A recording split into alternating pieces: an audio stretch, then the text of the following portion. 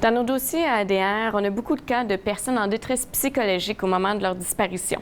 Certaines personnes sont retrouvées quelques mois plus tard, décédées, s'étant enlevé la vie. Quelles sont les raisons qui peuvent expliquer qu'une personne peut commettre un tel acte? Comment peut-on prévenir le suicide? Aujourd'hui, j'interviewe Anne-Marie Coderre, qui est intervenante à Suicide Action Montréal, pour répondre à ces questions. Quelle est la mission de Suicide Action Montréal? La mission de Suicide Action Montréal, c'est de prévenir le suicide et ses impacts en assurant l'accès à des services de qualité aux personnes suicidaires, à leur entourage et aux intervenants qui les côtoient. Quels sont les services que vous offrez à la population? Il y a toujours la ligne d'intervention téléphonique qui est 24/7, qui est accessible 24 heures 7 jours, où les gens appellent dans un premier temps. Et là, ça peut être les personnes suicidaires qui appellent, les proches, les personnes qui ont perdu quelqu'un par suicide, des intervenants.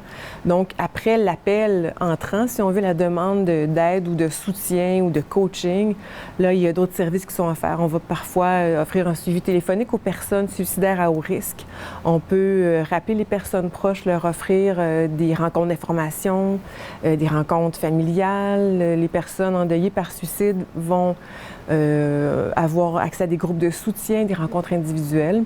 On offre aussi de la formation pour les intervenants qui sont en contact avec les personnes suicidaires et même de la postvention quand il y a un suicide dans une organisation. On peut aller intervenir, aider les personnes sur place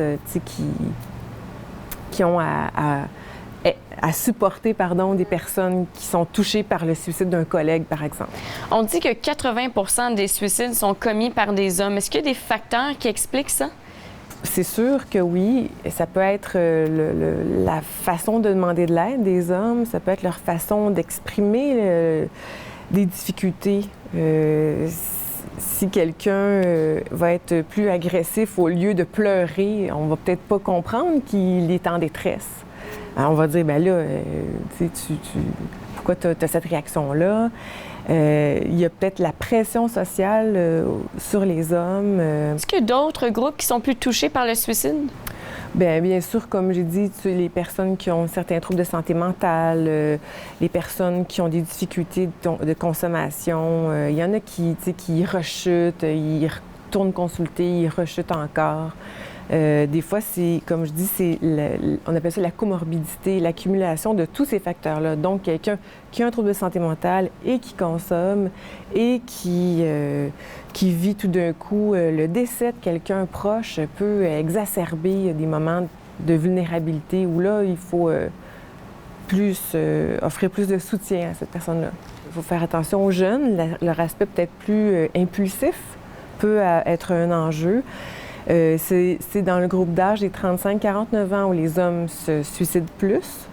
Et il y a une augmentation du taux de suicide chez les personnes âgées qui est à surveiller. Comment une personne suicidaire peut appeler à l'aide? Ça peut être toutes sortes de signes. Donc, des messages verbaux, directs ou indirects. Quelqu'un va le dire « je veux me tuer ».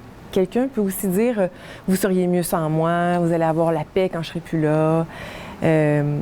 Maintenant, avec Facebook, les textos, il y en a qui vont envoyer des messages, des fois subtils ou non, qu'il faut des fois décoder, mais dire adieu sur Facebook, c'est des façons d'envoyer un signe qu'on va pas bien.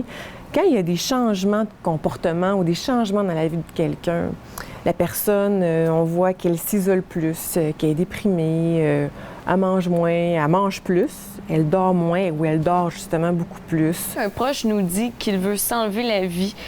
C'est quoi la première chose qu'on devrait faire? D'emblée, je dirais l'écouter. OK. L'écouter, puis être à l'écoute, en parler, aborder directement la question du suicide. Dire, quand tu me dis ça, veux-tu me dire que tu t'es rendu là puis que tu penses à te suicider? Demander justement, est-ce qu'il y a un moyen d'identifier un lieu, un moment? Il faut l'ouvrir, la question. C'est pas confortable et en même temps, des fois, les proches doivent le faire pour la personne, pour qu'elle puisse justement dire oui, effectivement, tu me dis ça, oui, je pense à ça. Est-ce qu'on retrouve dans des familles où il y a déjà eu, ou des gens qui ont déjà été là, entourés de personnes qui ont mis fin à leur vie, est-ce que ces gens-là sont plus vulnérables que d'autres? Moi, je pense que oui. Oui, vraiment? S'ils sont témoins que c'est une façon, ils comprennent que c'est une façon de s'en sortir. Ça va mal, je vis des difficultés, bien, c'est une option que je connais qui a été prise par d'autres personnes. Puis justement, des fois, en intervention, on va utiliser cet argument-là pour dire à la personne, bien, il faut que ça arrête à un moment donné la chaîne que son père s'est suicidé, son grand-père, bien lui, ce serait mieux qu'il ne se suicide pas parce qu'après, c'est quoi, son fils va se suicider aussi, etc. Alors, briser la chaîne à un moment donné. Est-ce qu'il existe des moyens pour prévenir le suicide? Mais absolument. Puis on peut considérer que le suicide peut être l'affaire de tous à différents niveaux. Au niveau individuel, ça peut être être à l'écoute même de nos proches, tout simplement. Nous appeler pour demander de l'aide pour quelqu'un, quand on a quelqu'un qui nous paraît inquiétant. Il y en a qui font la prévention du suicide en étant bénévoles, justement, dans certaines organisations, en travaillant en lien avec des personnes qui sont suicidaires. J'ai envie de dire, au niveau même social, gouvernemental, du lobbying, mais même offrir du service à la population générale, assurer un suivi des personnes suicidaires, favoriser des filets de sécurité pour pas que la personne tombe entre deux chaises, favoriser des références vers les ressources, même au niveau de...